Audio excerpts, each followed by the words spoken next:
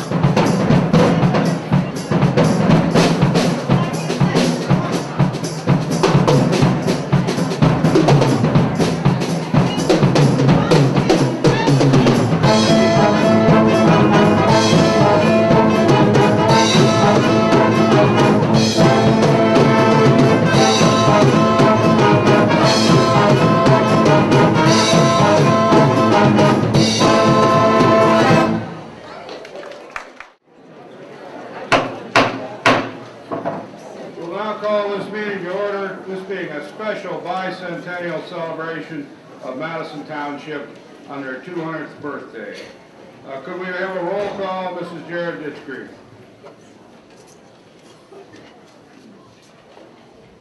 Mr. Wayman? Here. Mr. Anderson? Here. Mr. Brotzman? Here.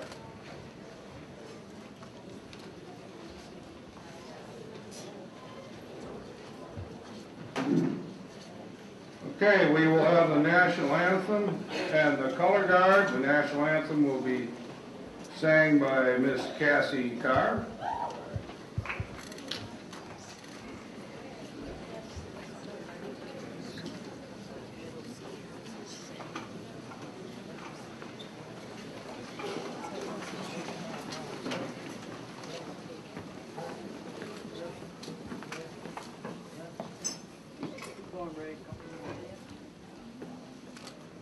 Couple more.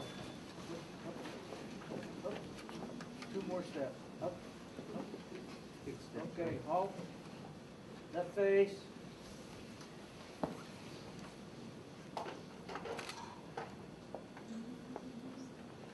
Oh, say, can you see by the dawn's early light what so proudly we hail at the twilight's last gleaming, whose broad stripes and bright stars through the perilous fight o'er the ramparts we watched were so gallantly streaming, and the rocket's red glare, the bombs bursting in air, gave proof through the night that our flag was still there. Oh, sing us that star-spangled banner yet wave o'er the land of the free and the home of the brave.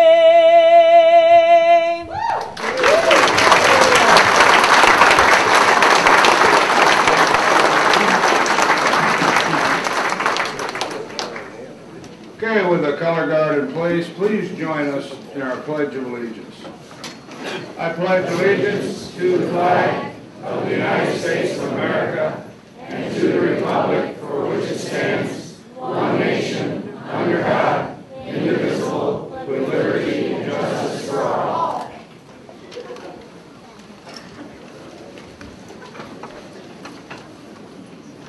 Okay, it has become a custom at our Township trustee meetings to pause for a moment of silence. And tonight, being a special occasion that it is, we'll pause and remember all those people that have passed on before us, that lived here and built this town and made it what it is today. Please join us in a moment of silence.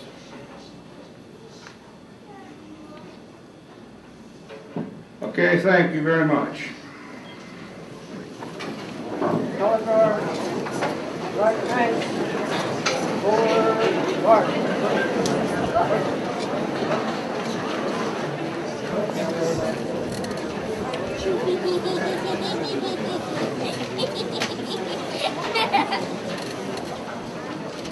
Okay, now for a brief history of Ohio Townships. This is right from the Ohio Township magazine, the History of Ohio Township Association.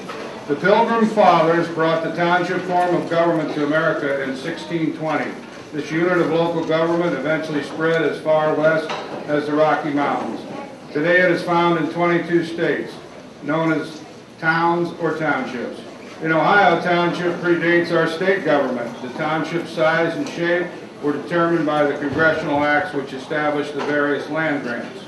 As the Ohio Territory became populated, it was only natural that the surveyed township should become the basic unit of local government. In 1804, the elected officials of a township consisted of 3 trustees, a clerk, 2 overseers of the poor, and a sufficient number of supervisors of highway, in addition to justices of the peace and constables. A township treasurer and assessor were later added. In the early years of statehood, Ohio Township government cared for the poor, maintained the roads, and preserved the peace. Today, just as in 1804, the township is a political subdivision of the state. To keep pace with the demands of changing times, the functions, duties, and obligations of the township have changed over the years. Demands for increased or different services have prompted the state legislature to grant Ohio's 1,308 townships the authority to fulfill these changing needs. 3 trustees and a fiscal officer, each elected to a 4-year term, administer our townships today. In addition, some townships now appoint a township administrator whose duties are defined by the individual township. The township administrator typically helps plan, coordinate, and implement township goals. Elected officials fill their roles on a part-time basis. However, their intimate knowledge of their community, its needs, and its citizens enables them to offer more personal service than any other unit of government. Townships today are responsible for fire and police protection, parks and recreation, zoning, cemeteries, waste disposal, maintaining roads, and more.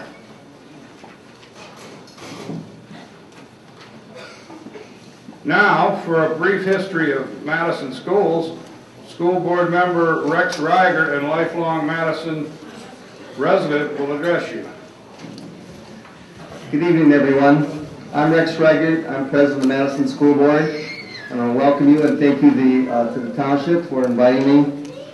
I'm going to give you a brief history of Madison schools. If you don't know me, you may have known my grandparents, Hubert Reiger, who was the first fire chief in Madison, or maybe my grandmother, Alta Hathaway Reiger, who was the editor and publisher of the Madison Press, started in 1932. This history comes from the minutes starting from 1815 to 1929, but no written record was available to 1853. Also, by talking with John R. Williams, if you've ever gone by Riverside Schools, you notice that the middle school or junior high is named after him, but actually he was a Madison resident and former superintendent of Lake County Schools. The first building in Madison was the schoolhouse in the northwest corner of the park called the Block House in 1815. And at that time there was so many district schools at the time, and Madison was Tenorville. And they actually had 2 rooms in the schoolhouse, so that's how big it was. In 1857, the schoolhouse burned and the board estimated the cost of replacement at $533. During that time, there was 1,091 youths that could attend school, but 1,617 were enrolled at least in one term. 39 teachers were paid a total of $2,019.42, and 24 schools were set at $7,334 for its total cost. The war years, that is the Civil War, were felt by the schools in the form of loss of school directors in the Army, lower school enrollment, and average daily attendance. But it was at that time the schools began to purchase fuel, buildings, and fences on contract to the lowest bidder. The school minutes were lost between 1876 and 1908. The expenditures, when they finally got the minutes in 1907, at that time were $12,468.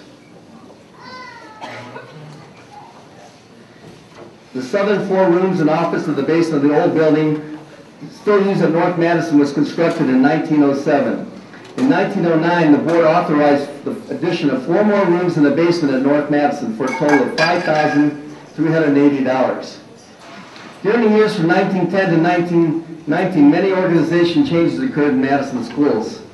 There was a 3-room schoolhouse added in Unionville, in which I attended, not that in 1917, but it was actually authorized for bonds for $6,500.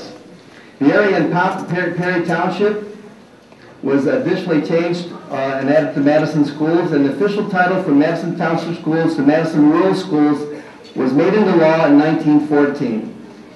When Lakes County schools were first organized, the Madison Rural Board then elected but later accepted proposition the county board of Superintendent Kemp to oversee the district from 1915 to 1916. At the same time, the board was negotiating with the village to form a joint high school board. In November of 1919, the Lake County Board of Education passed a resolution transferring the Madison Village School to the Madison Rural School District. This consolidation touched off several building changes. The schoolhouse in District 5 was sold in 1920. In that year, Madison Memorial High School was built on a new site in Madison Village. The original building contained 8 classrooms, a library, office, gym, auditorium, and contracts were set at a total of $120,000. In 1923, a new 3-room elementary school on the new site of South Madison was built at a contract cost of $42,614. A bond issue for $85,000 approved in 1926 used to build Homer Nash Kimball Elementary School in Madison. This school contained 8 rooms, a gym, auditorium, cafeteria, kitchen, office, and clinic. In 1928, another bond issue was passed, providing $12,000 to go with a $37,000 to build a gym, auditorium, cafeteria addition, and a new boiler room for North Madison. In 1930 to 1963, Madison schools have been growing with enrollment and capital outlay. But the Depression was just around the corner with hard times for the schools. The schools dropped in enrollment and did not get back to 800 people until 1948.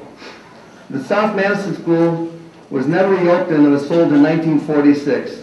The John Adams School was reopened for 1940 and 41, 42 and 43, and after the fall, 49 was reopened and has been used to house the overflow of 6th and 7th graders from other buildings. An industrial arts building with 2 classrooms and a large shop was built at the high school in 1938 with WPA help. The years from 1940 to 1951 were years of financial recovery and slow growth and enrollment for Madison. Voters were reluctant to approve additional funds and school board members were reluctant to propose them. Voters defeated bond issues to build additions to 3 schools 4 times in general elections in 46, 48, 1950, and 1951. Finally, a community-wide effort and extreme crowding in elementary schools with voter approval of $800,000 in 1952. In addition to these schools were for additional rooms at Homer Nash Kimball, 10 rooms, and a rebuilt heating system in North Madison. The high school added 6 classrooms, a library, study hall, and a new heating system. The passage of bond issue in 1952 marked a turning point in school affairs for Madison. Additional operating levies from 53 to 56, and since then no operating levy has ever been defeated since that time. In 1955, another bond issue of $420,000 was passed, adding a class, a gym, and a locker room to the high school. Grade school pupils in North Madison had half-day sessions, but these were terminated in December when new rooms were occupied. In 1957, 6 rooms, a kitchen, administrative area, and a general purpose room was at the new Redbird School.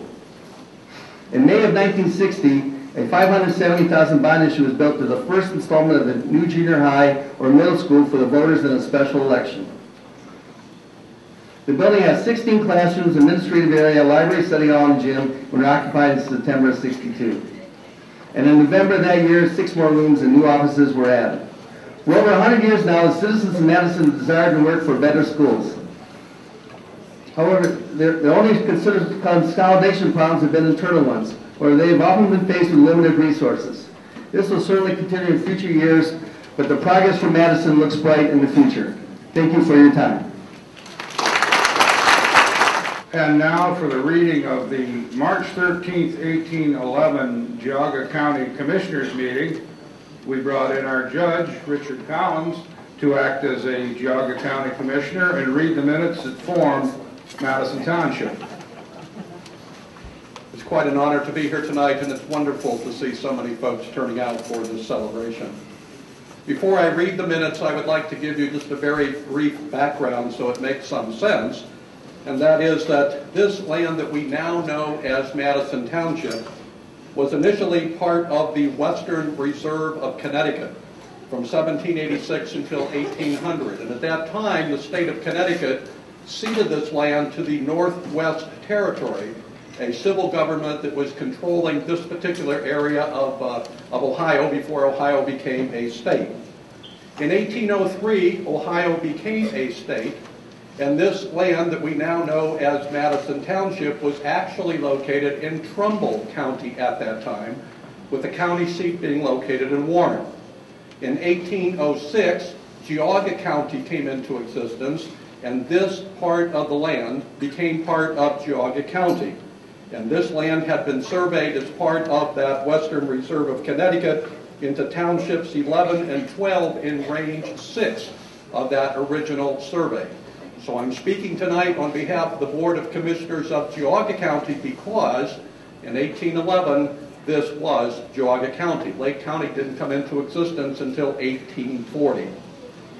The minutes read, at a meeting of the Board of Commissioners of the County of Geauga, March 13, 1811, ordered by the Board that so much of that part of Harpersfield as lies in the County of Geauga and is included in Township number 12, and all that part of Township number 11, which lies north of Grand River, in the 6th range of the original surveyed township, be and the same hereby is incorporated and erected into a separate township by the name of Madison, hereafter to enjoy all the privileges and immunities to an incorporated and separate township belonging, and also that the electors meet at the house of Phineas Mixer in said township on the first Monday in April next at 10 o'clock in the forenoon for the purpose of choosing township officers by order of the board.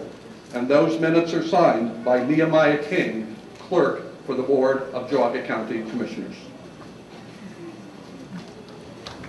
And now we get to the part that makes today such a special date in our history.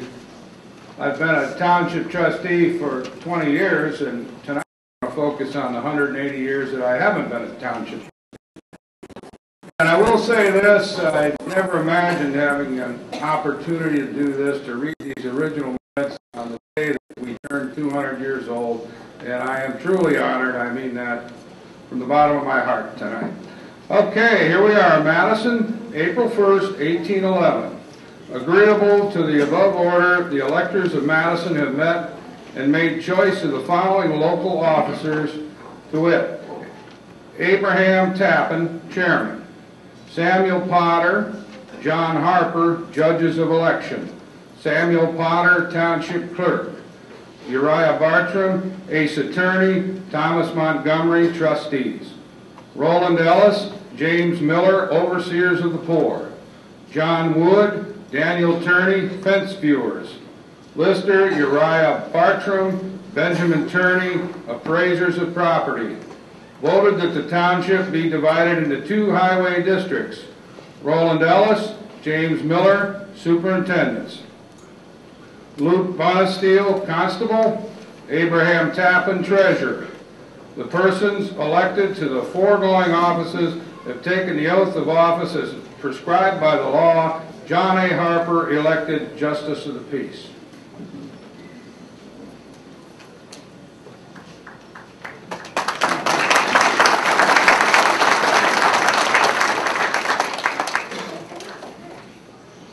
Okay, now we're going to call on my colleagues to read some selected minutes from the past history of Madison Township. First up is Pete Wayman. Thank you, Bill. Good evening, ladies and gentlemen. I had the privilege this past winter to research minutes at the township.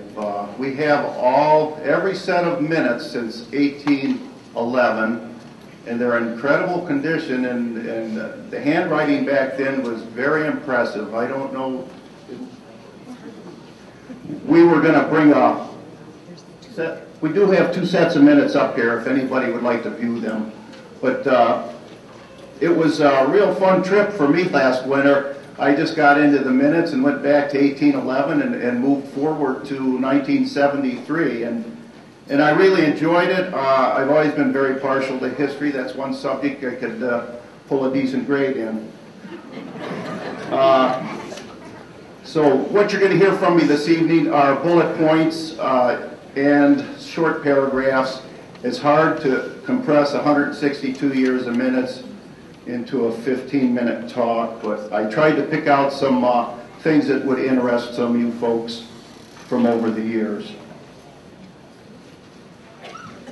Okay, in 1820, the trustees divided the township into 16 highway districts and appointed a supervisor for each district. In 1826, the trustees were John Hubbard, Abel Eli, and Thomas Blair.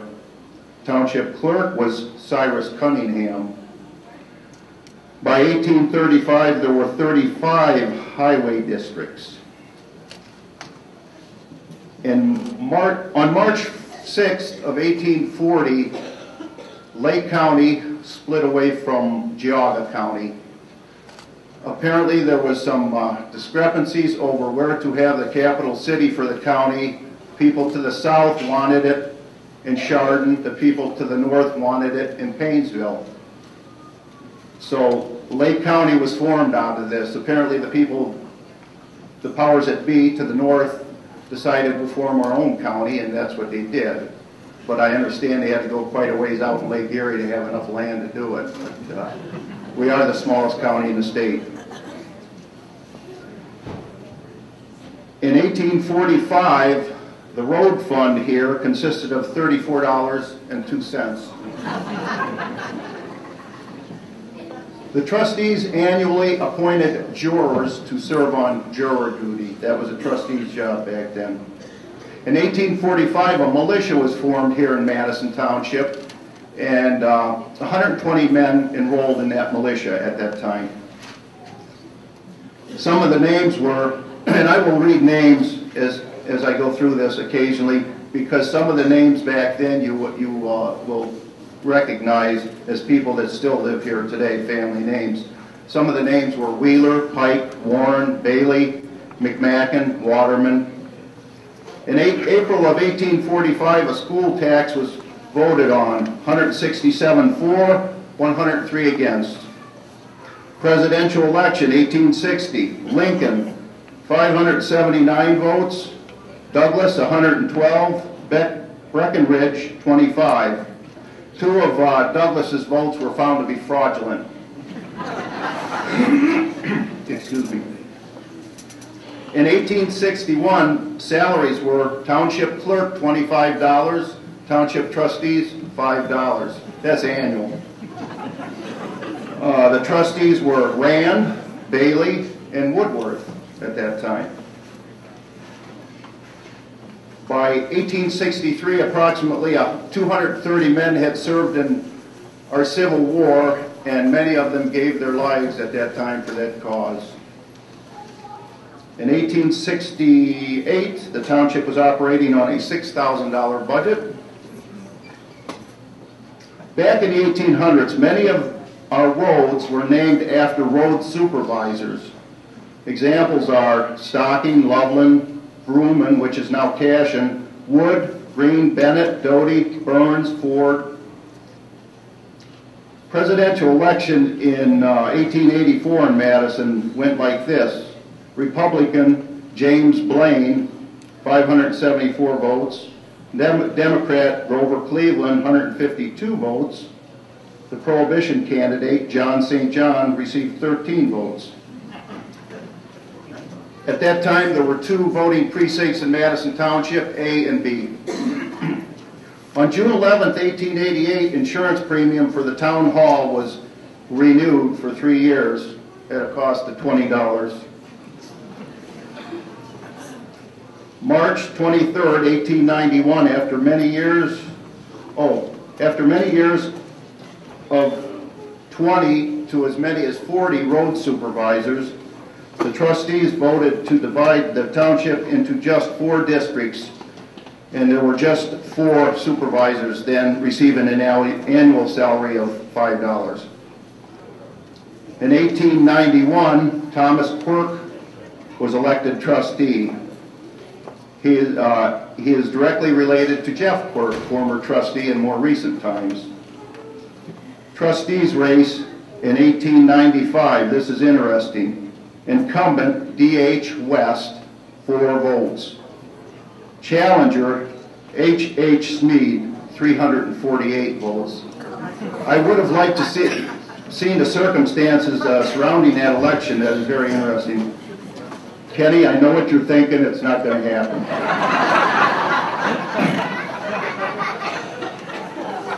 November 3rd, 1895, the public voted to sell bonds to purchase property for Township Park not to exceed $3,000. I went through the minutes for 1911 very thoroughly, but there was no mention of a centennial celebration of the township at that time. In 1812, a petition was signed by 25 residents from Geneva Township and Madison Township. The petitions were presented to both boards of trustees, Geneva and Madison. A sidewalk was requested on County Line Road from North Ridge to Middle Ridge on the Madison side. And of course, I don't see a sidewalk there yet today, so that didn't happen. In 1914, the trustees were Nash, Harris, and Dascombe. In June 1915, the township trustees received $2,000 from the Carnegie Corporation of New York to build a public library. They received the funds on the condition that they would pledge by resolution $1,000 per year to support the free public library. On July 6, 1915, a joint meeting between the township and the village was held to discuss location of a new library in the village. After much discussion, a vote was taken, and they voted 6-4 and 2 against. In 1920, the population was 3,000 people. On August 19, 1922, the trustees said there was a shortage of funds for cinders that were badly needed on County Line Road. So the owners agreed to pay for them in the amounts of $5 to $50, depending on their road frontage. Some of the familiar names appearing in the minutes in 1923: Baster, Freshley, Emerson, Nash, Shoepeggy, Chapin, Vaux, Waterman. April 14th, 1925, trustees voted to purchase paint for the pavilion at a cost of $2.60 a gallon. A list of road equipment, January 1st, 1926. 2 slip scrapers, 3 road scrapers, 12 king drags, 2 forts and tractors with graders.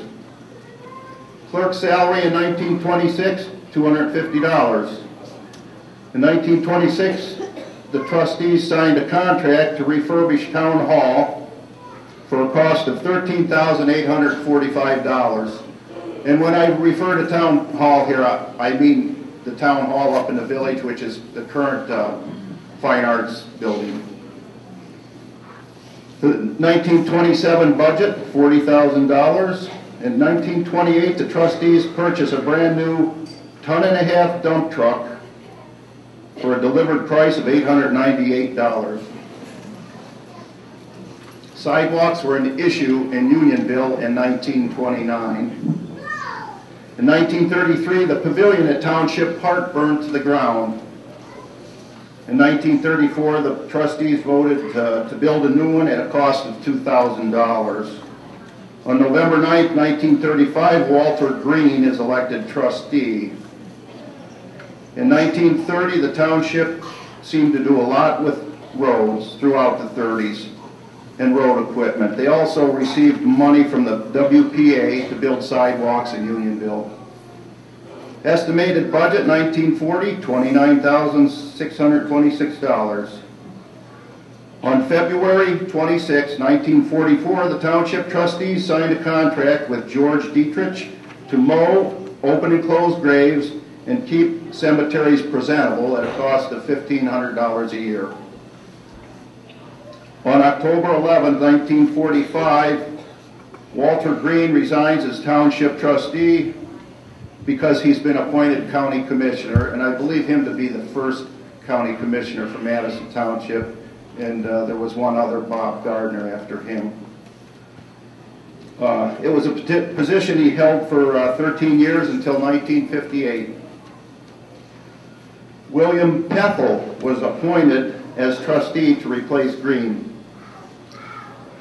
May 1947, Township trustees into agreement with Ray Wickert to mow, clean beach, and care for the buildings at Township Park. Pay $100 for the season. On August 9th, 1947, A.C. Bartholomew resigns as Township trustee due to present working conditions. I'd like to know a little more about that. That was the reason given. Madison Township Justice of the Peace, Oliver W. Bates, appoints Dennis Smead trustee to replace Bartholomew. June 1948, Madison Avenue residents present petition to the trustees to pave their road. The trustees said there were no funds available. October 19, 1948, Township trustees enter into an agreement with Madison Village to share fire equipment and men for 1 year. And I think they renewed that for several years at a time, several after that. January 15, 1949, mutual aid for fire is agreed upon with Perry Township, Thompson Township, and Harpersfield Township. 1950 Township budget, $44,668. On February 13, 1950, the trustees voted to purchase a brand new Studebaker cab and chassis truck for the road department from H.P. Reigert's Madison Garage. You know anything about that, Rex? Maybe. Trustees in 1950 were Dennis Smead, Eugene Miller, and Jerome Emerson. Trustee salary in 52 was $1,000 a year. The clerk received $1,200 a year at that time. Price of cemetery lots in 1953, residents $15. Today they're $300. Non-residents $25. Milt Nichols was elected trustee in November of 53. He was trustee for 3 terms, I believe, and he lived right up here on Middle Ridge, and I knew him pretty well, and he was Dan Nichols' uncle.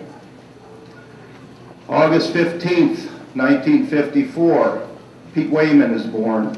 But I couldn't find that reflected in the minutes anywhere. January 1956, Zoning Commission members: Joseph Gehring, Robert Stempert, Elsie Durzik, Earl Buchanan, and Mrs. Paul Faust. November of 1957, Zoning Board of Appeals is appointed: Nick Square, Eldon Knapp, Robert Stempert, George Cermak, and Kenneth Beer. February 24th, 1958, trustees vote to impose a fee for use of the boat ramp at Township Park, $5 for a season pass, or 50 cents each time they come out of the water. Non-resident was double the cost. The fire district reported 54 fires in the township in 1958. July 1960, trustees okay a special use permit for the new driving range on Hubbard Road. 1961, trustees place fire levy on the ballot. It passes in November, 1 mil levy, which amounted to 10 cents for each $100 valuation. Budget for 1962, $194,316. 1963, fire station number 3 is constructed at a cost of $25,564. April 2nd, 1963, Charles Guy is hired as park supervisor by trustees. Salaries in 1966, $12,000 $1,200 annually for the trustees, and the clerk's salary at that time was $3,600. Proposed budget for 1969, $391,685. November 23rd, 1971, Charles Brodsman of Chapel Road requested approval of the board for construction of permanent horseshoe pits in the village park for use during old-fashioned days and throughout the season. Sam, you're smiling.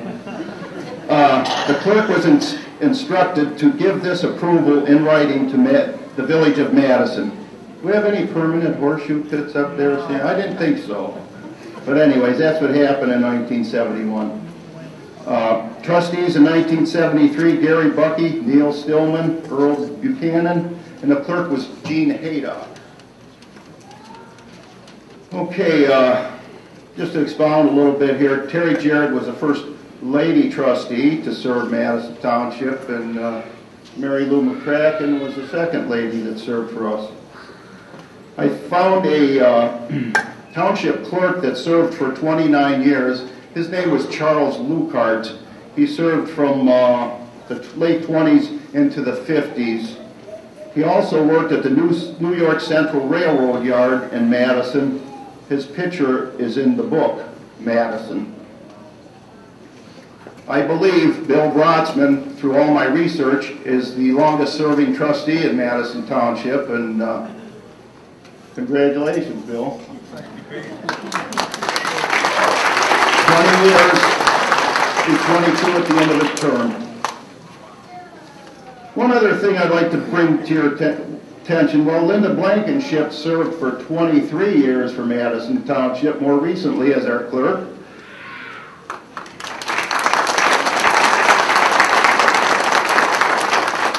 And one other thing I'd like to bring up this evening before I sit down is 2 years ago, or well, just over a year ago, I think, the community received a book entitled Madison with history of pictures, many pictures, very interesting. It's like something we can hold on to forever. All these pictures captured and the writing in the book. It's a very nice book. If you don't have a copy of Madison, I mean, it's a book that you should avail yourselves to. It's really nice keepsake for Madison residents. But anyways, I applaud Denise McCall, the wonderful publication she did for this and the work that she put into it. And Denise, would you stand up back there by the table? I think she deserves a round of applause.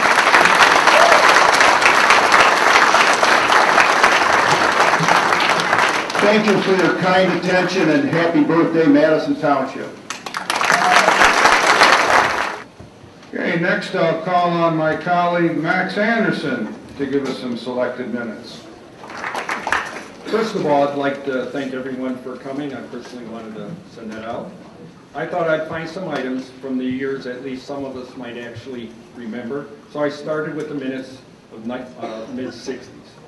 In January 1965, there was a public hearing to consider a request to rezone public property located at routes 528, 307 to commercial, so light industry and a motel could be built in that area. We're still looking to accomplish the same thing 46 years later. Here are some of the township employee salaries approved in 1968. I guess this is proof that the cost of living has increased pretty dramatically. A clerk was making $500 per year, zoning inspector $3,675 a year, road superintendent $3.44 per hour, heavy machine operator $3.18 per hour, light machine operator $2.91 per hour, police chief $8,000. Chief, you think you can live on that now? Patrolmen $6,000 per year, and dispatchers $100 per month. I picked a few out of the 1970s. The trustee salary were $4,800 per year, a little less than 1/3 of what it is now. On February 24th, the Madison Joint Fire District was formed. On February 28th, a contract with CEI was approved for electric streetlights. A used 1966 F-250 was bought for $995 with a trade-in allowance $9 for a pickup 1963. On August 25th, a request for a curfew for those under the age of 18 was submitted to the Lake County Commissioners. Madison Township agreed to provide police dispatch service to Madison Village at a rate of $50 per month. On October 13th, the curfew for those under the age of 18 was adopted.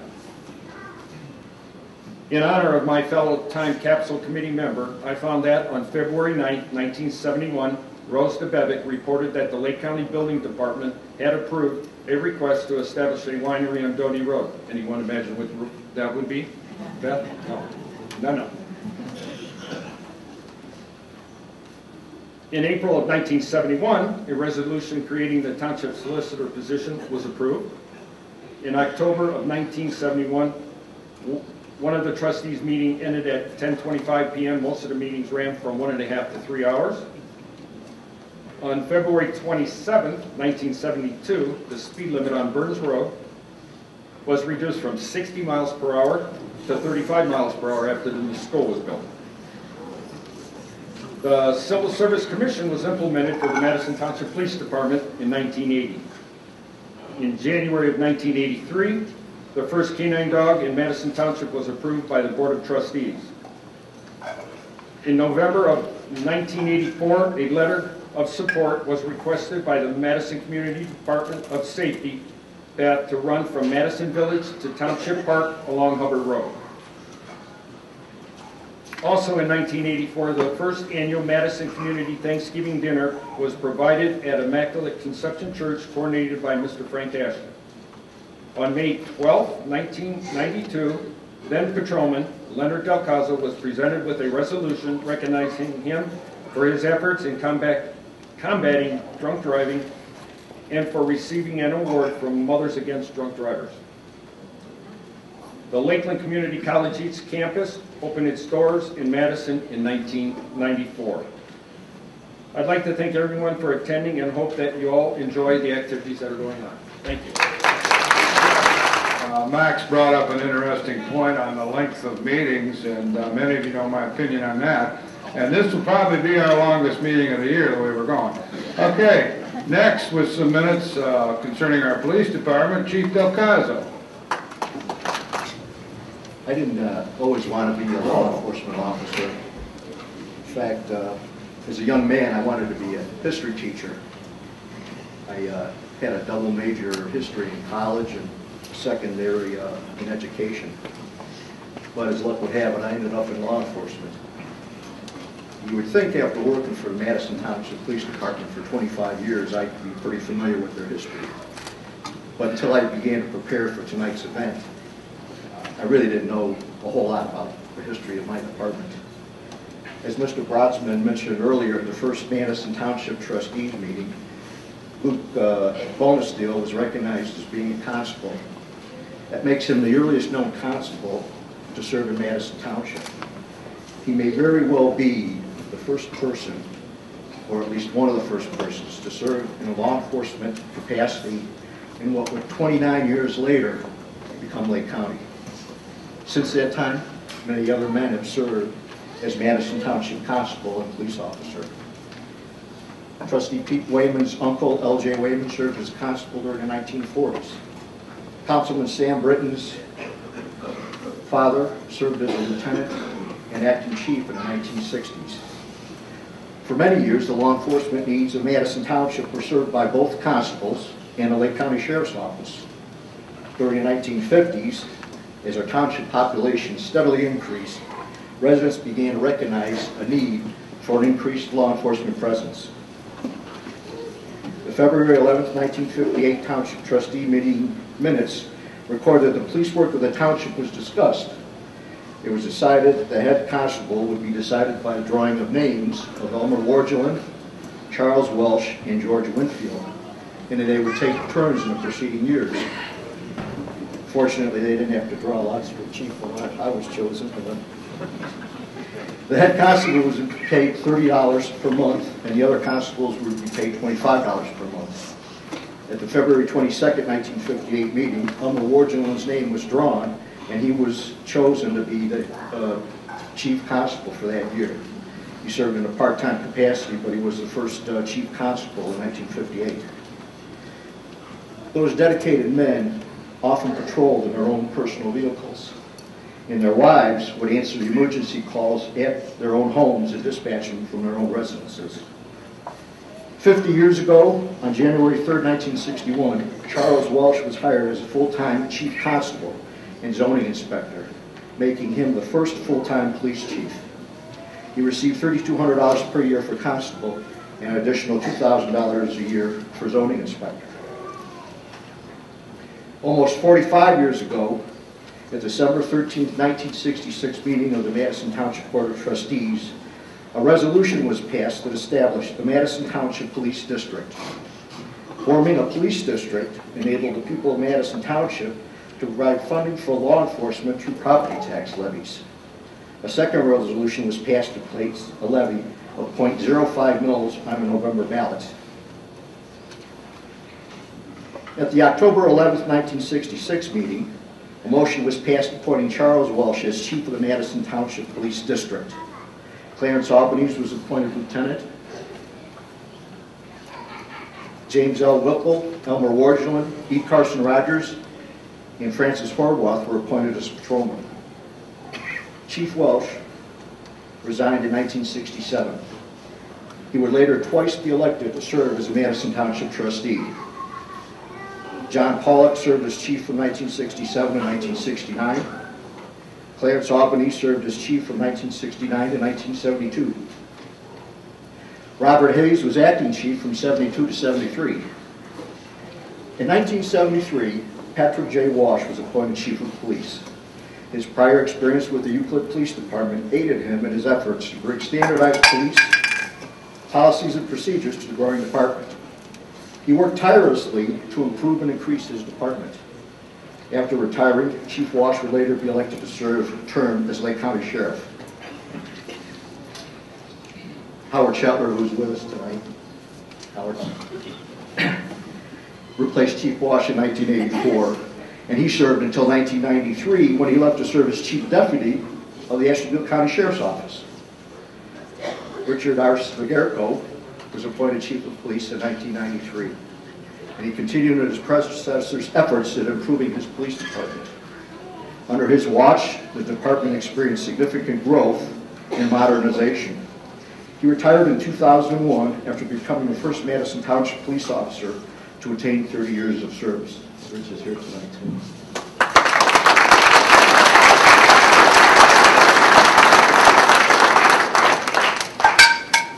Gerald P. Jenkins became chief in 2001 and retired in 2007.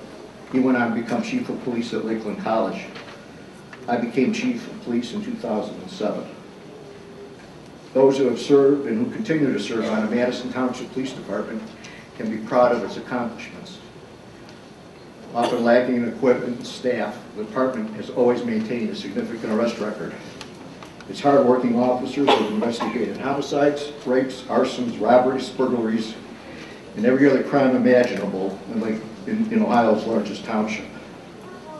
In 2010, your police department answered 14,435 complaints, made a total of 1,563 arrests, including 242 felony arrests and 600 misdemeanor offenses.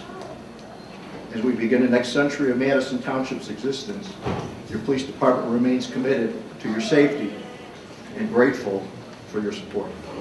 Thank you. Okay, mentioning Chuck Welsh brings back memories. I served with him when I first got on the board as a rookie in this business. And I'll tell you, he was as tough as they come. I'm not sure he was always politically correct by today's standards, but they don't make them like Chuck Welsh anymore. Okay, we'll move on to some interesting historical facts. We have Marge Shook from the Historical Society. Thank you, Bill. I'm just going to cover a little bit of the early history of Madison. And We're going to talk about some things, some of the things that you've already heard tonight. First up on my list was that one of the things that we very first became known for was our size. And we were, and still are, 46 square miles, the largest township in the state. In 1797, we had our first sale of land in Madison.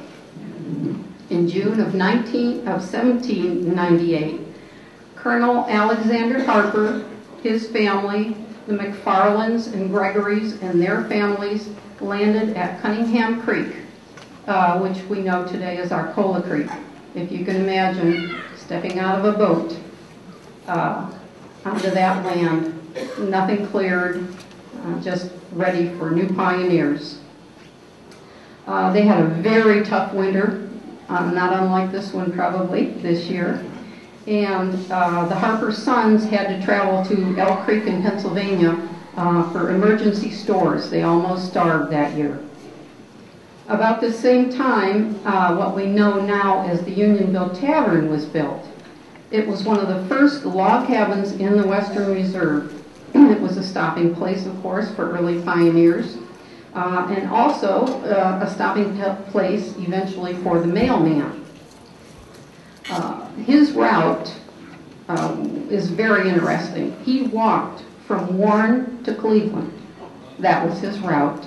And he kept the mail under his high beaver hat for protection. Later, of course, the tavern became very famous as a station on the Underground Railroad. When the township was formed in 1811, religious meetings were very commonly held in the pioneers' homes. And one of the earliest churches built was the Bell Church, which was a congregational. And it was built at Branch's Corners. Branch's Corners is Route 20 in Hubbard Road. One of its pastors, a Reverend Ingersoll, had applied for a divorce. And so, you know, sometimes we say the more things change, the more they stay the same. His reason being, and I quote, "Her apple dumplings are hard enough to shoot a dog." And one of the early industries that Madison is famous for is iron. Bog iron is a low-grade ore, and it was discovered in the low-lying areas in the northeast corner of the township. Arcola Furnace, which was built to service this iron ore, was the largest industry in Ohio at that time.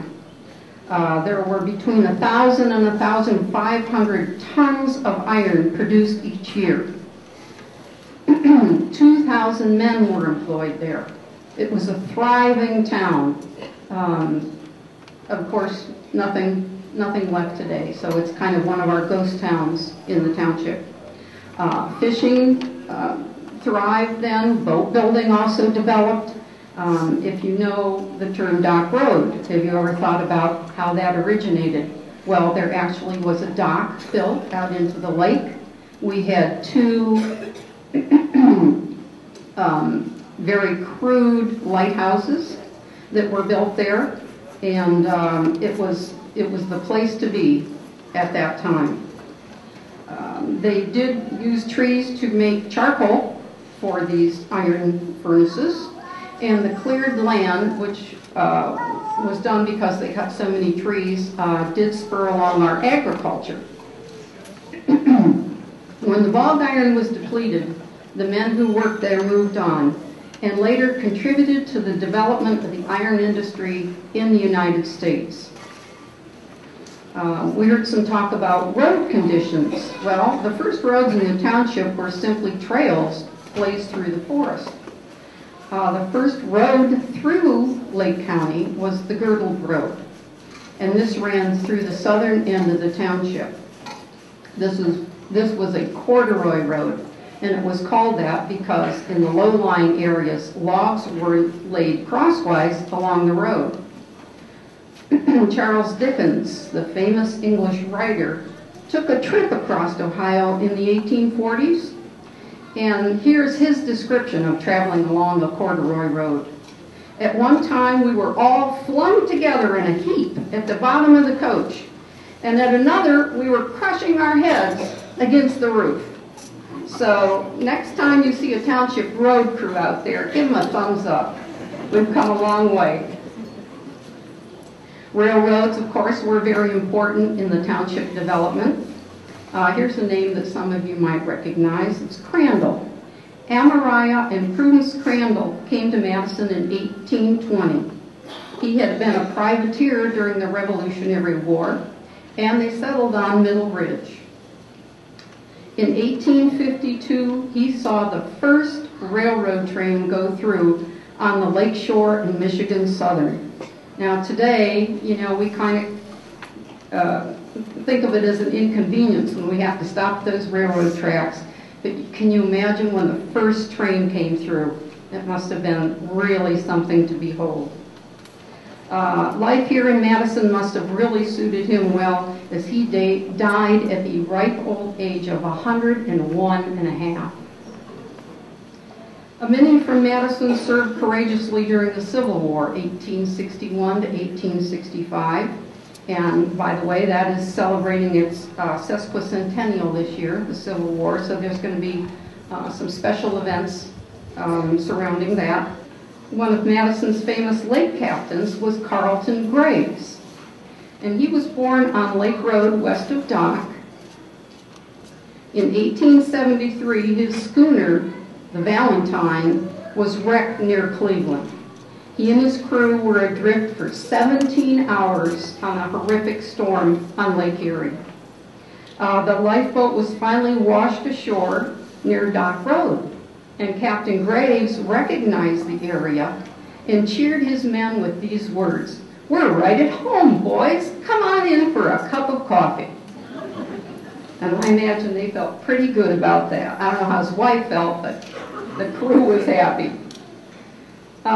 We heard some about early elections, and early elections were conducted using an audible voice vote.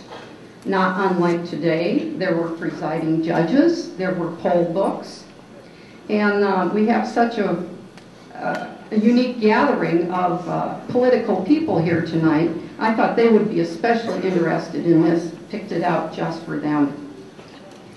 At that time, if a candidate resorted to, and I quote, bribery, threats, or treating with meat or drink, and they tried to sway a voter, they were immediately disqualified. So we'll take note of that. Our pioneers were a hardy bunch. Take, for instance, Mrs. Anna Salisbury, who lived on the Redbird Road. In 1859, she had the first hat shop in Madison. She delivered her hats as far away as Chardon and Kirtland, but the kicker is she delivered it on horseback carrying a gun. Frederick Burr Opper was born in Madison, and at the young age of 16, he went to New York City to seek his fortune.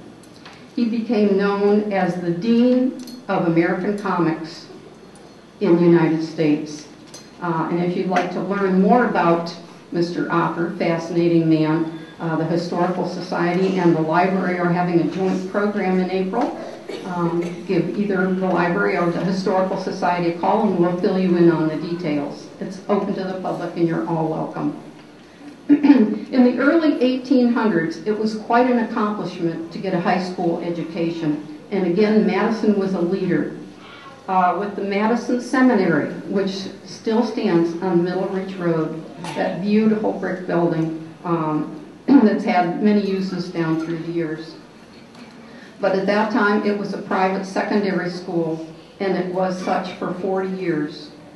Madison schools were in the news quite a bit back then. And in 1895, we heard about John R. Adams, who was the superintendent of our township schools. He started a high school and provided transportation with 11 horse-drawn school buses, or school hacks as they were known. And we were the first in the state to consolidate our rural schools. So another first for Madison. If you haven't had a chance, make sure to look in the back and see the archives and artifacts that we've brought with us from the Historical Society. I thank you so much for being here. It's nice to see so many familiar faces. Thank you. Okay, and now Marge Shook will recognize our longest resident who's resided in Madison.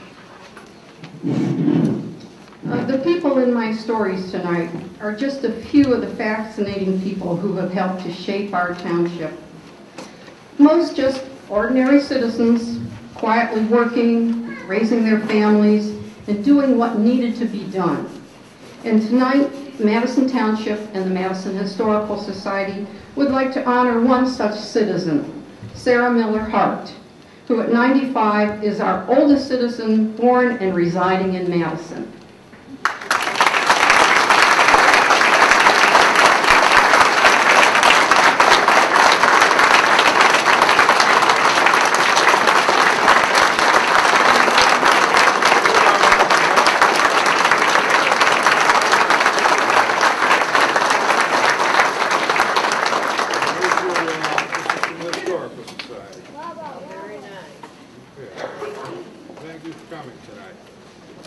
Hey, thank you very much, Mrs. Hart, for coming to our program tonight. Next, we're going to recognize former trustees, fiscal officers, police chiefs, fire chiefs, and administrators that are with us tonight. And we have a special person to recognize these people. Terry Jarrett Ditch Creek, our township fiscal officer, also served 2 terms as a township trustee. And we'll have to check and see. She might be the only person who's done that. So, Terry, you're on. I'm going to read the list of trustees, chiefs, fiscal officers, administrators, and fire chiefs, and then we have a few that are here. I want them to stand up when I call their name, and there are a couple that would like to speak, and there's a couple that don't want to talk. Tom Hubert, trustee 1976 to 1979. Phil Blair, 1978 to 1981. Glenn Kershaw, 1982 to 1985. Bob Gardner, 1982 to 1989. Myself, from 1984 to 1991. Mary Lou McCracken, 1990 to 2001. Ned Foley, 1992 to 1999. Frank Ashton, 2002 to 2005. Paul Brunner, 2002 to 2005. Jeff Quirk, 2006 to 2010. Former fiscal officers, Pat Northcott and Linda Blankenship, and Linda's here tonight.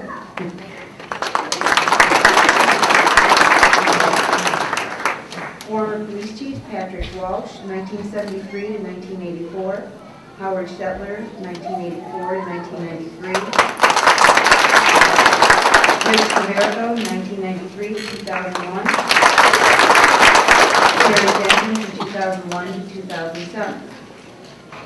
Fire chiefs, Wick Hathaway, 1977, Norm Chafee, 1987, and Walt Zilke, 1991. Former township administrators with Bob Brown from 1975 to 1977, Joe Patterson, 1981, Ken Gautner, 1982 to 1988, Dave Hudson, 1989, Phil Blair, 1990 to 2003, and Larry Johnson, 2004. I do know that there's a couple that are going to speak tonight. Who wants to be first? Chief Zilke, did you want to speak? Oh, this is my chance. Since I retired a couple years ago, I haven't had much chance to talk. So anytime I have a chance to get up and say a few words and irritate Bill for a little bit. Now, Bill and I have had a very good working relationship, and it's that kind of relationship that allows me to sit and make fun with Bill and have those remarks. But one of the things, I'll make it very short, and that's very new for me because my guys that were on the department, usually that's all they did the whole thing. Stop, please. But one of the things I did want to bring up that a lot of people didn't know the word district is battered around a little bit. But in 1973, the village and the township got together and formed what is now known as the Madison Fire District. A lot of people, and I still get it to, the last days of my work time, people would ask me, well, what fire department are you chief of? Are you chief of the one over there in the village, or are you chief of the one in the township? And that kind of bothered me a little bit, because I guess we haven't done a good job of instructing people or letting them know that what the fire district is, it's made up of both the village and the township. The board of the Madison Fire District are elected officials from both the village and the township. So when you become a trustee, you're on the fire board. And if you're a lucky one out of the three, now seven in the village, isn't it? And that's changed since I've been, in just a couple years now, there are 7 village members, and 3 of those also are on the fire board.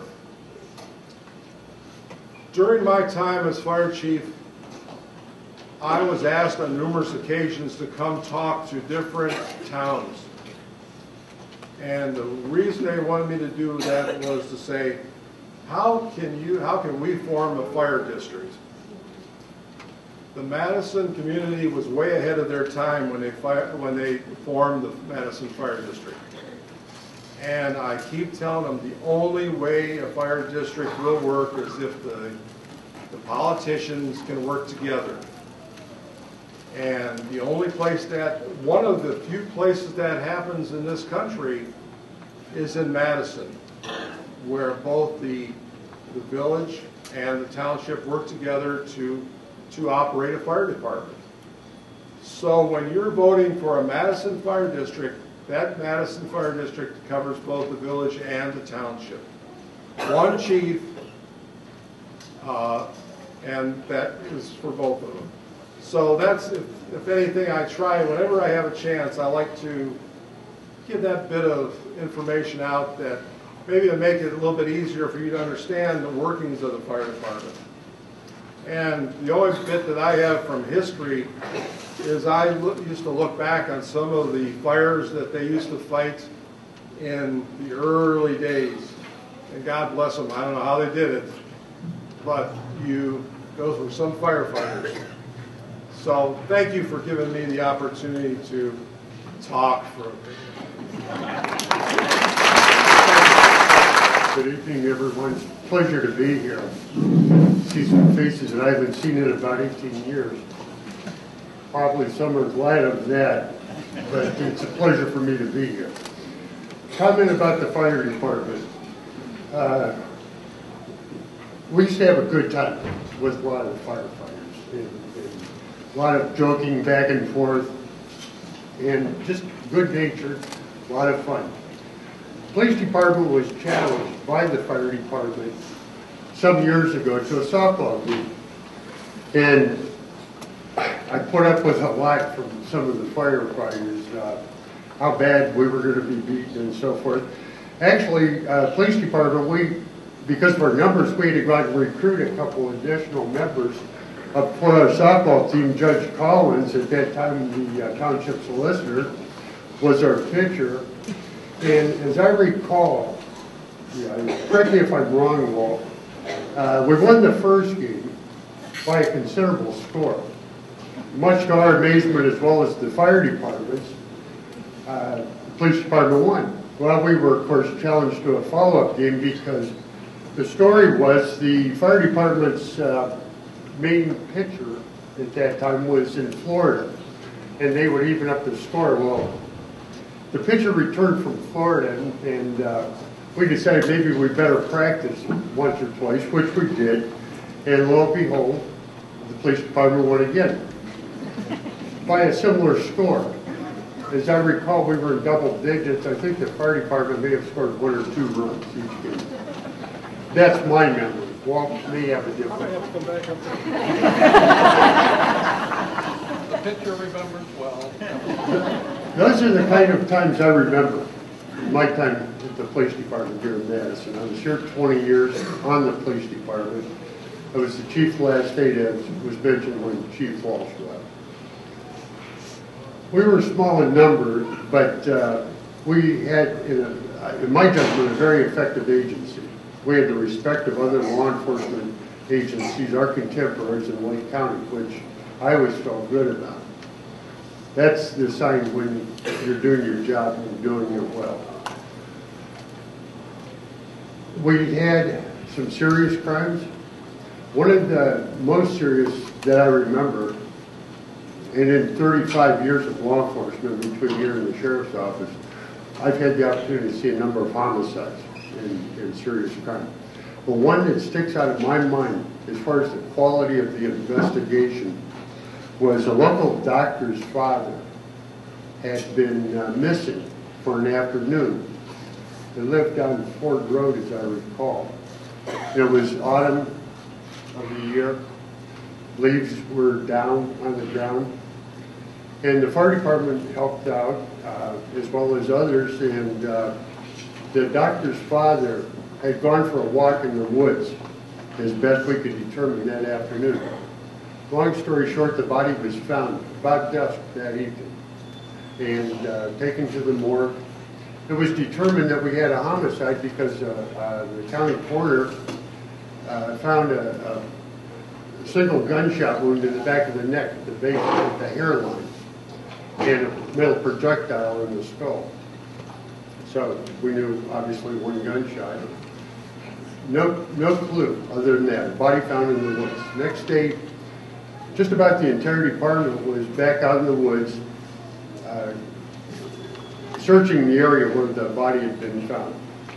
And Lieutenants, at that time, Lieutenants Figueroa, hands and knees, as a lot of us were, going through leaves, looking for anything that might give us a clue. Found a casing on the ground, in the leaves and so forth. And long story short, by finding that casing, we were able to determine where the firearm came from that was involved in the crime. Within a week, Lieutenants Figueroa and I think at that time Detective Bugby had effected an arrest. The person that pulled the trigger was a Geauga County resident. And it started, of course, the criminal justice process. At that point, those charges were filed on us in court in Geauga County, because we also found a short time later that the actual crime was committed just feet into Geauga County.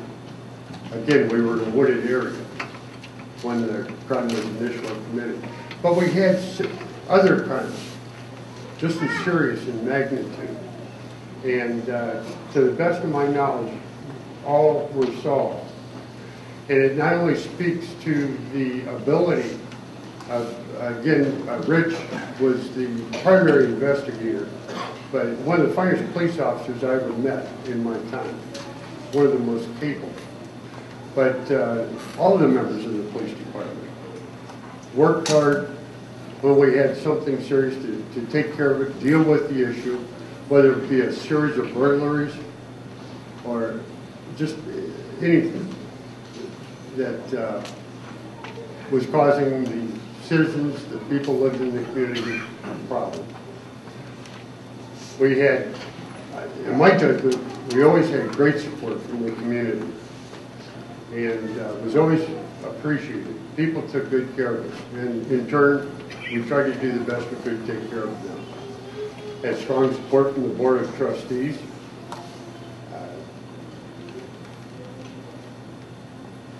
As well as just everyone affiliated with the police department. I've had so many thoughts go through my mind.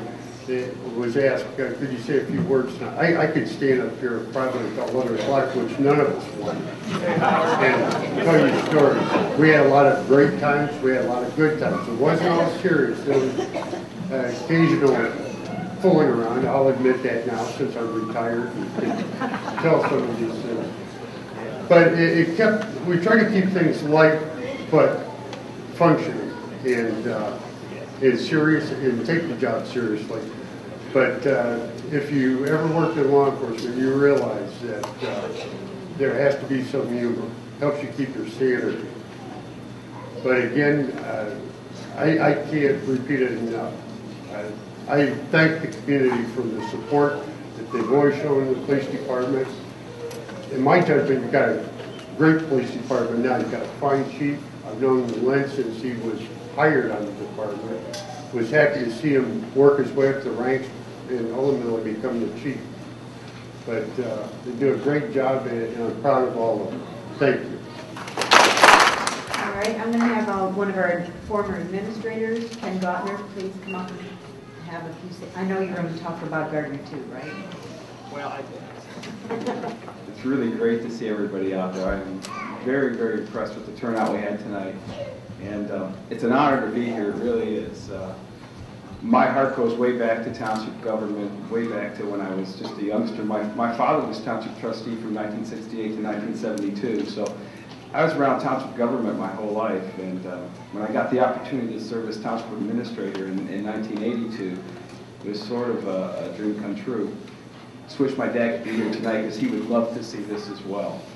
But as township administrator back in the 80s, we really saw a lot of growth in Madison Township. Things were really starting to take off. It's kind of carry over from the 70s, but I had wrote a couple notes down here, just some things that you kind of take for granted today, but they were things we really had to fight for back then.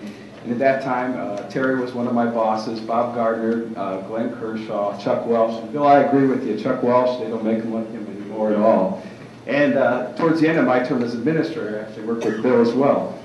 But every time when you go up 528 and 20, you look at that signal light at the intersection, you see those left turn arrows. You pretty much take that for granted. But it wasn't until the mid-1980s, if you remember, that we even had turn lanes or turn arrows there. And we spent a lot of time on the phone with ODOT back then, trying to convince them that Madison was a growing community and we needed to get some turn arrows in up there. We finally accomplished that, Terry, I think probably in the mid-80s somewhere, 85 or 86, right towards the end of your first term. Another thing that you kind of take for granted every day now is signal gates at the railroad crossings. Back then, you had the one in the village at 528 that was protected with gates and lights, and you had the one at County Line Road. Other than that, you didn't have them, and we unfortunately had to go through a number of fatalities in the community. And again, we had to deal with ODOT and the railroads, and we're finally able to convince them that we needed crossing gates at Dayton Road and at Town Line Road and Wood Road. Part of that, the state kept telling us, well, you don't have enough people dying yet to authorize the gate. So, I mean, it was those kind of things that you take for granted today that were really difficult to accomplish back then. But I think the biggest accomplishment I saw as township administrator in my 7 years here was the passage of the very first road levy in the history of the township. And there's a lot of you out there who may remember the condition of the township roads back in the 70s and 80s. The road levy finally passed, and I'll never forget this, in May of 1985 on the 13th try. They put the first road levy on back in 1967. It kept getting voted down, and the roads just deteriorated and got worse and worse to the point where, you know, the best way I can describe them in 1982 when I came in as administrator is they looked like something that had been bombed out in the war. It wasn't uncommon for somebody this time of year to be driving down a township road and I'd get a call in the middle of the night from the police department, and there'd be a car sunk to its axles in the middle of a supposedly paved road. I'll never forget going down on Claymore Avenue one night, and 3 cars were stuck in the middle of the road because the frost had left the road, and the roads had no base in them. Madison was a cottage community, and when they put the streets in, like the Gulf Lakelands that run from Redbird over to Tuttle Park, and the area from Hubbard Road over to Bennett Road, those were all cottage streets, and no one was living on them in the wintertime, so they just kind of went in and they scraped back the dirt and the grass, and they called it a street. Well, anybody knows if you're going to build a house, you have to have a foundation to support the house, and we didn't have any foundation under the roads. And we could not pass the road levy, and we put it on in 1984 for the 12th try, and it almost passed. And I remember going to the trustees and saying, you got to give me one more shot at this. We've got to try.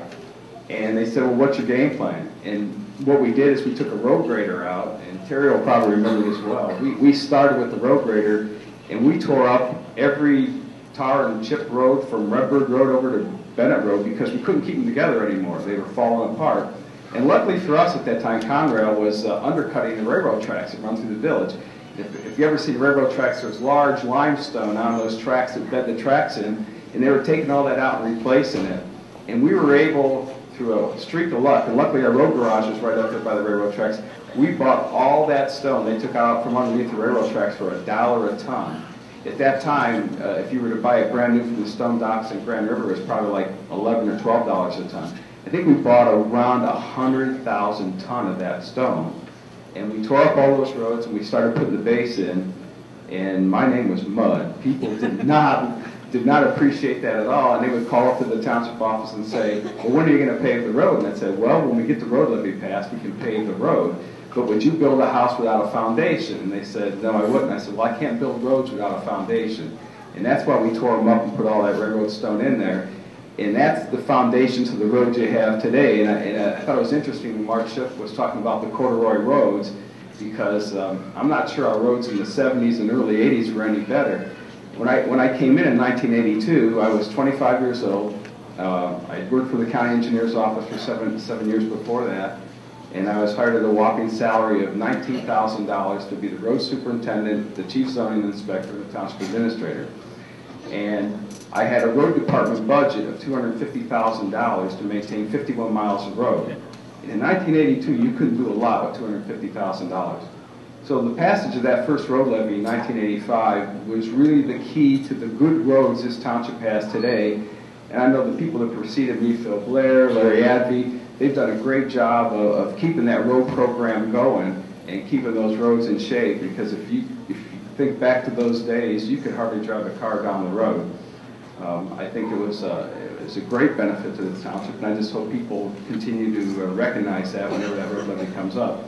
But the last thing I'll say, and I want to keep going, but Howard was up here and he was talking about his athletic prowess on the baseball field, and I got to tell a Howard Shetler story, because Howard and I spent a lot of time together when he was chief and I was administrator. But I'm sure many of you remember the earthquake in 1986 that hit this area. It was in January of '86, and I think it was around a 5.6 or 5.7 on the Richter scale. It was right around lunchtime, and Howard was over in the trustee's office. This is when we were down the street here on Middle Ridge in the old Township Center. And that building was built in 1891. It's a brick building, but it's a wooden superstructure. All the joists and the walls and stuff were all made out of large timbers and wood. And Howard and I were talking, and suddenly the building started to shake like I'd never seen a building shake in my life. I can't even imagine what the people in Japan went through when they got hit with a 9.0 here recently. I looked at Howard, Howard looked at me, the file cabinet in the office was bouncing up and down on the floor, the table was going across the floor, and we both hit this 2.5 foot wide door at the same time. Now I can tell you that I found out how strong Howard Shetler was that day, because he pushed me out of the way, we ran down the hallway, all I saw was Howard's back, we went down the steps, we stood in front of the building and said, what the hell was that? We thought the place was falling down, and we finally realized that it was an earthquake, and neither one of us had ever been through that, but I can tell you, Howard Shetler can run. So, Howard, it was a lot of fun. And I really appreciate the opportunity to be here tonight. I want to thank the trustees and the Bicentennial Committee. It's a real honor to be here tonight, and I thank everybody for showing up. Thank you. I just have a couple more things. No one else wanted to speak tonight, did they? I do want to say, we didn't introduce Larry Advey as our current township administrator. Stand up, Larry. And Marina Rhymes is the assistant fiscal officer. I don't know where you're sitting, Marina. Where is she? She left? She didn't. But there is one person I want to thank tonight. Every place has an unspoken hero, and we have one. and her name is Cindy Cerner.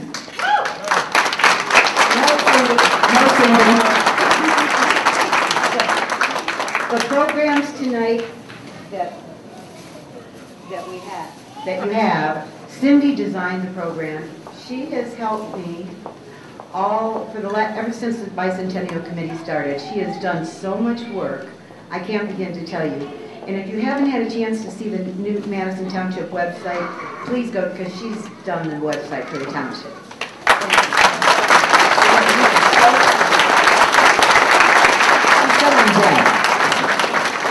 Thank you, Terry. I might mention one of our people mentioned before. Phil Blair has a unique experience in Madison Township. He was once voted in township trustee, and I have to confess tonight I voted for the other guy. But yeah, he never forgot that. But then we got to work together as administrator, and we didn't hit it off too bad. He was a pleasure to work with.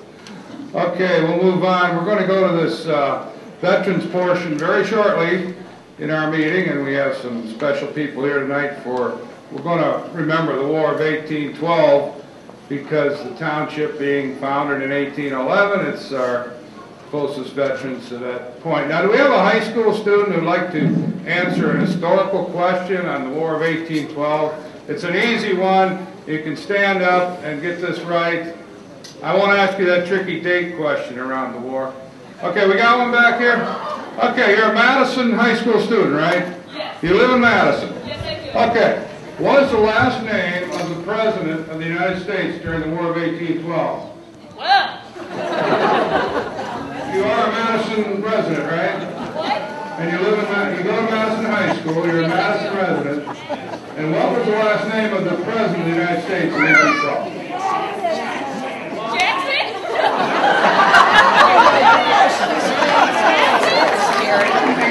With a lot of help from your friends, it was Madison. I thought that would go easier. At any rate, James Madison, his war wasn't always popular. It ended in a stalemate, and that's all we really needed. The British never threatened our country again over here. But at times, especially those Federalists in the Northeast, they didn't like him, and they referred to it as Madison's War. Not Madison, Ohio, but James Madison. Now, I had a question. I forgot a name. The studying the War of 1812 is a lot of fun. You can do it around here locally within a few hours' drive, because a lot of things happened around here. And there was a great battle fought on Lake Erie, and I keep forgetting this guy's last name. He was the commander of the U.S. fleet that won the Battle of Lake Erie.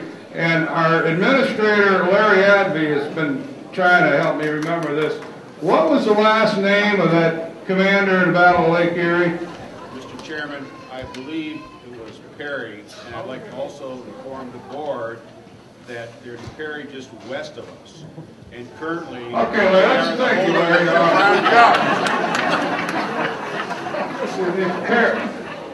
All right. Larry Adby is a fine administrator, but there's 1 week around early September that he's placed under a gag order when it comes to high school sports. He's not allowed to say anything. And sometimes he gets carried away. But if you were down on the beach on September 10th, 1813, down on a beach which is now Township Park, you might have seen Commodore Perry's fleet sailing by to go down to the west end to Put in Bay and get ready to win their battle of Lake Erie, because the ships were built in Erie and they passed by us going to the west, so you could have actually seen them around that time. Okay, we're going to honor the Madison veterans of the War of 1812, and we're bringing up our commander, Mike Evangelista. Good evening. I'm currently commander of Lake County Council. That's 10 posts in Lake County. Of course, my home post is right down the street here where the tanks park. If you ever want to stop and look at it, you're welcome to. It is a public item. I want to thank the Principal Fisher and the Madison Township trustees for inviting the members of the American Legion and the Veterans of Foreign Wars to be part of this bicentennial celebration and remembering our community's participation in the War of 1812 as we have spoken. It's always important to remember the citizens who left the comfort of their homes to serve in the armed forces to protect the freedoms they held so precious. But tonight, remember those who served in the War of 1812 alone. The war lasted from June 1812, when the United States declared war on Great Britain, and continued to February 17, 1815, when President James Madison, as Bill said, our community's namesake, declared wars at an end. Famous battles took place on land and water. The Battle of Tippecanoe, Fort Dearborn Massacre, the USS Constitution defeated the HMS Java, the Battle of Frenchtown, the Siege of Fort Meigs, the Battle of Fort George, the Battle of Plattsburgh, the Battle of New Orleans, and of course the Battle of Lake Erie, very famous. Members of the Madison community were there serving. They now rest in our cemeteries with honor. And I'd like to recognize all of them right now, if I could, by the cemetery they rest in. Fairview Cemetery, David Bailey, Justice Barnes, John Brewer, Jacob Brown, Joseph Caddy, Justin Cole, Benjamin Cook, Colonel Sherman Dayton, Colonel Benjamin Frisbee, Joseph Fuller, Kelvin Gaines, George Pease, W.H. Files, James Thompson, David White, John Wood. Excuse me. At the South Madison Cemetery, Edmund Wright. At the North Madison Cemetery, Moses Foster, Cyrus Cunningham. Middleridge Cemetery, John Carson, John Davis, Isaac Martin, Benjamin Smith, William Balk. At the Route 20 Cemetery, Samuel Dodge. At the Dock Road Cemetery, Elijah Williams.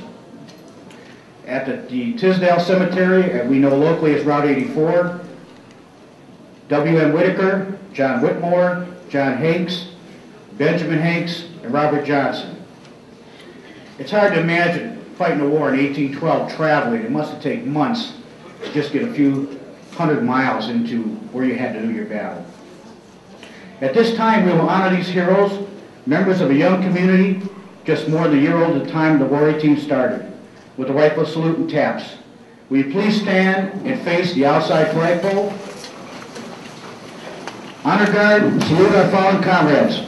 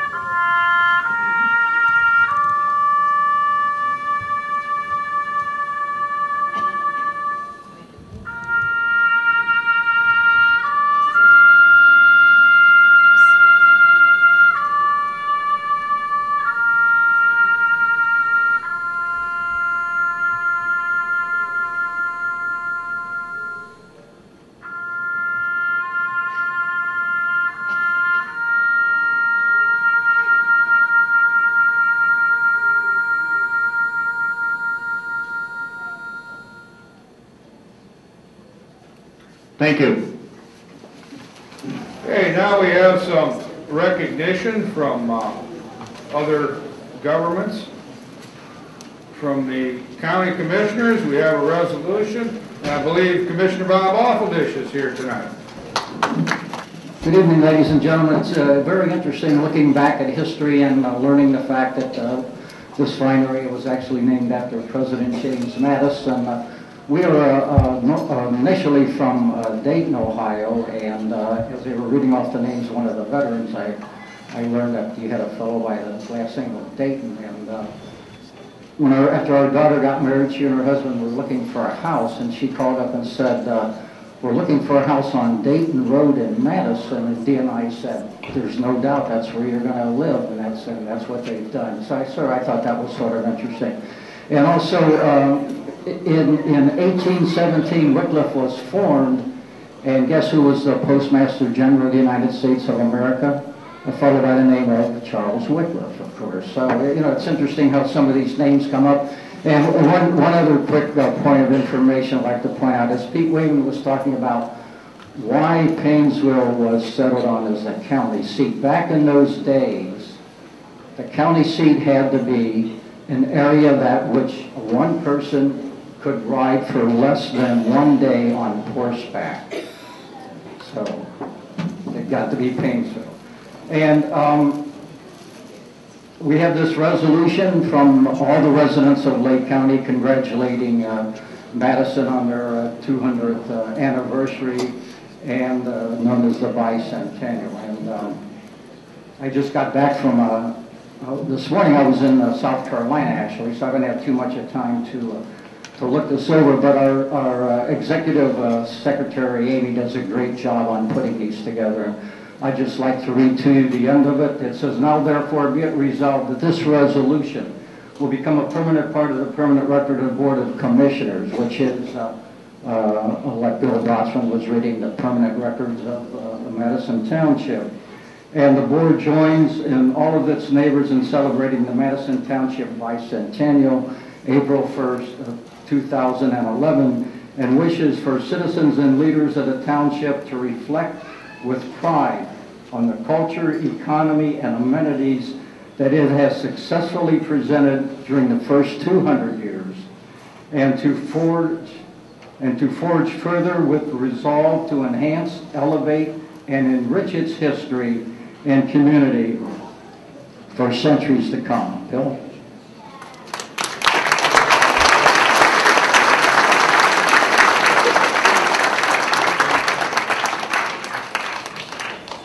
Okay, we have another certificate here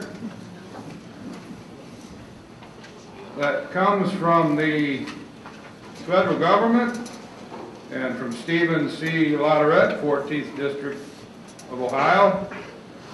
It's dated April 1st, 2011. Certificate of Congressional Recognition and Achievement presented to Madison Township in recognition of your bicentennial celebration. Stephen C. Latourette, Member of Congress.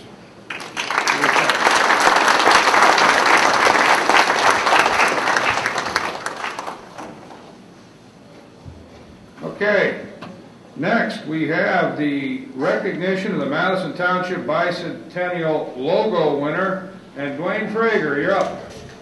I have to admit it's pretty humbling, considering my wife Alex and I moved here just short of 7 years ago, and I got to sit next to a 96-year veteran of Madison. But one thing I wanted to point out that I'm very proud of is that what my son Zachary and Daniel and my daughter Zoe share with Miss Hart is that this is the only home they know, and I'm very proud of that.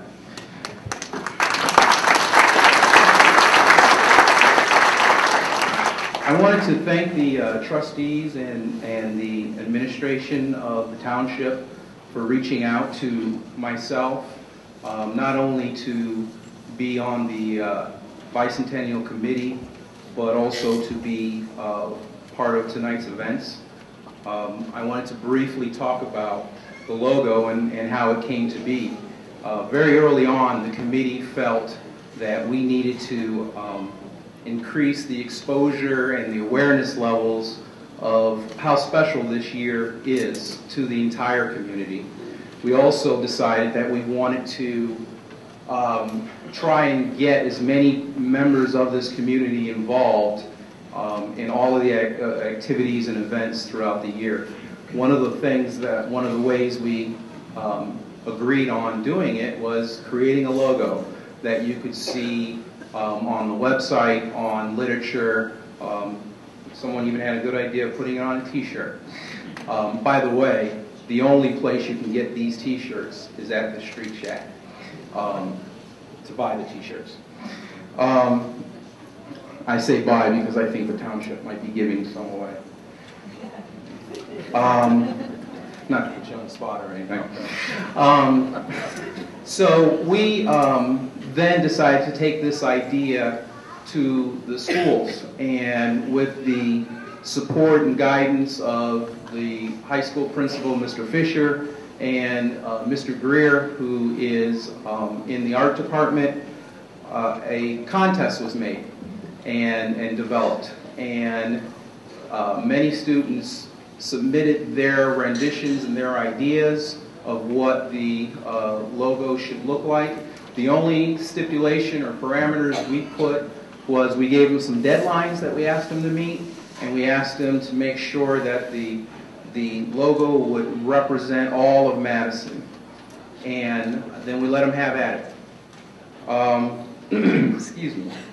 The final three contestants were narrowed down by Mr. Fisher, Mr. Greer, and Terry Wagner, who is also a member of the Bicentennial Committee. And then they were turned over to the judges, our 3 township trustees.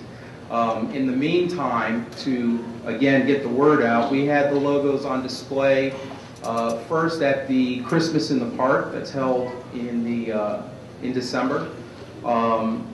And at that event, we actually had a public opinion poll that we allowed the public to vote on who they thought was or which they thought was the best logo.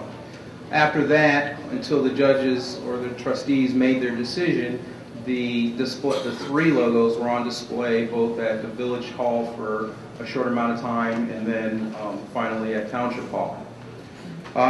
The winner was announced at the first regular meeting of 2011, and I'd like to introduce the winner to you. Her name is Hannah Miller. Hannah, please stand up.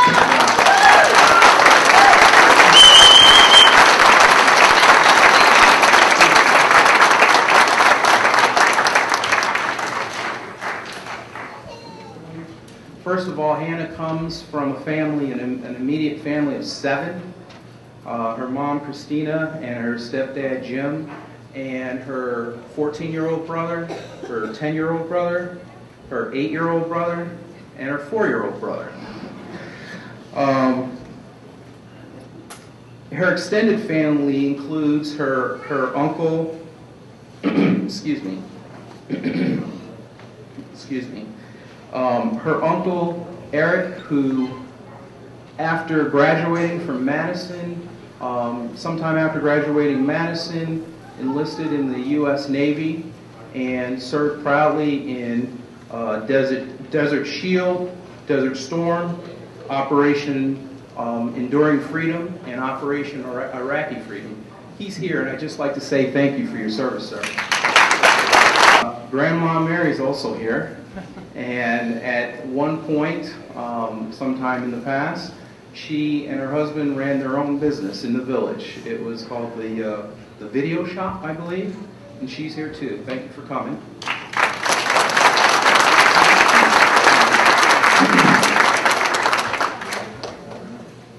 Hannah's mother, Christina, left this area shortly after graduating, but she brought her family back when Hannah was in 4th grade, and they have been here ever since.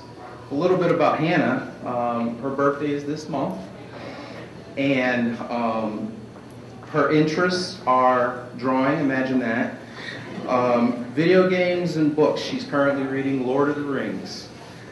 After graduation, she has it all planned out. She's going to get a job, make some money, save it up so she can go to community college, get her basics underneath herself, and then apply to an art school where she can learn how to become a freelance artist and potentially provide the artwork for these books that she reads and these video games that she likes to play. I asked Hannah's mom to tell me something special about her, and after about the 14th or 15th thing, I had to let her know I only have a couple of minutes. So I decided to just repeat the first thing that her mom said. She said, "Hannah has a kind soul. She is everyone's friend, and she does not deny anyone her friendship." I thought that was pretty good.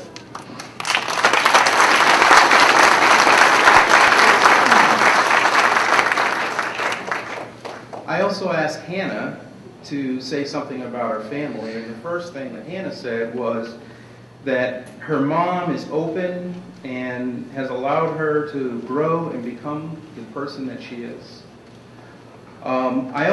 Finally, I asked Hannah to tell me something about Madison. And her answer, and this is also a quote, was that Madison is a really good family town. It's a great place to raise your kids.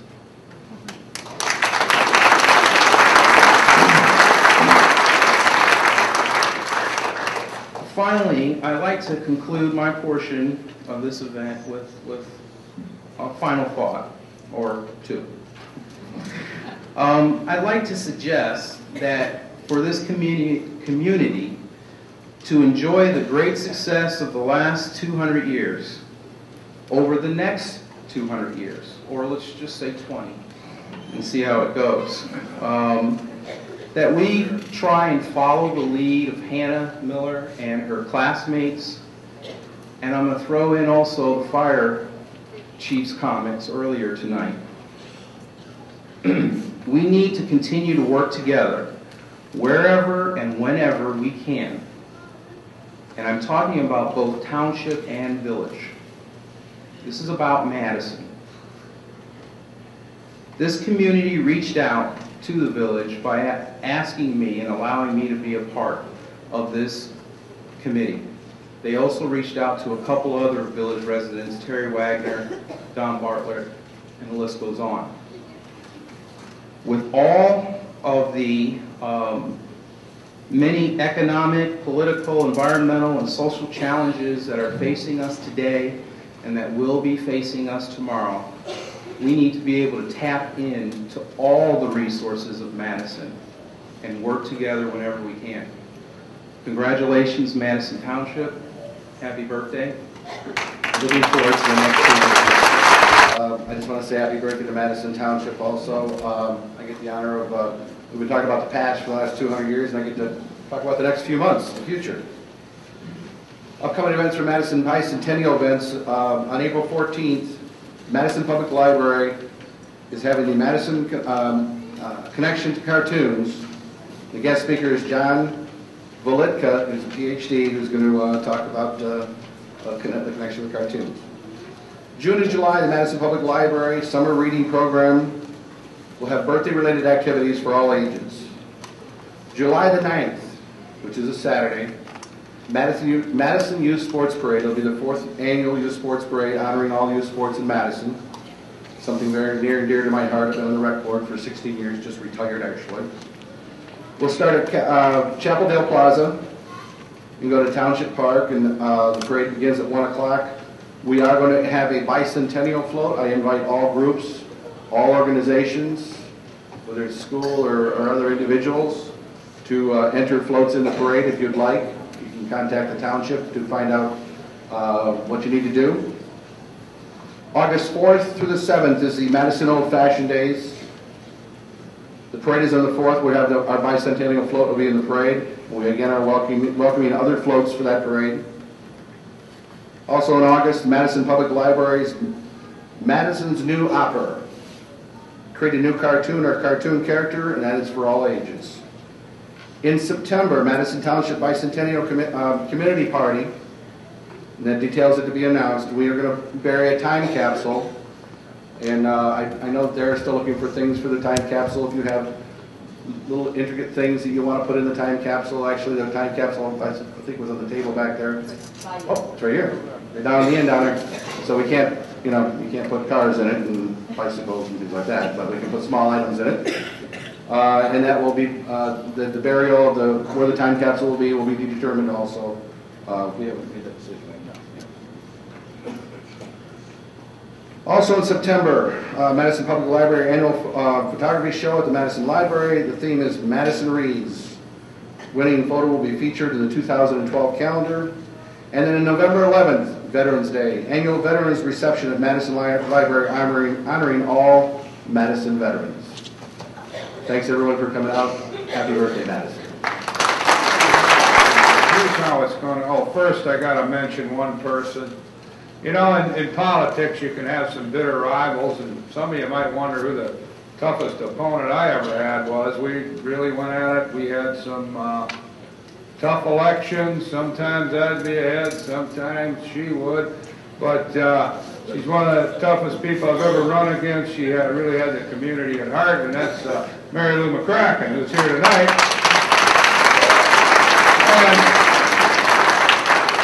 beyond the rivalry we had in politics, something you might, since we're on the subject of history, something you might not know, way back around 1965, 66, when I was a little 8th grader at Madison Junior High, I had a history teacher, Miss McCracken, and I really enjoyed history. That's why I became a major in it. And I think she piqued my interest. She was a wonderful teacher, and I'm glad she's here tonight. And I've said enough nice things about you now.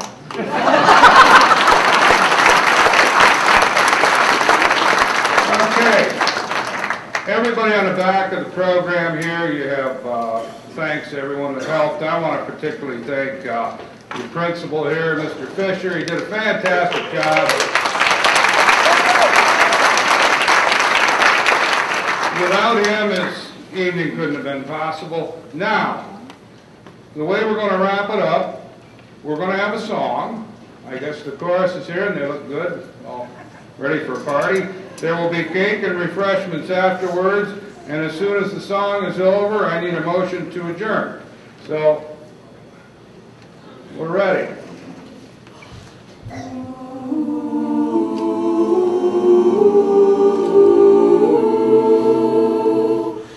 Happy birthday to you. Happy birthday to you. Happy birthday, Madison Township. Happy birthday to you. Happy birthday to you.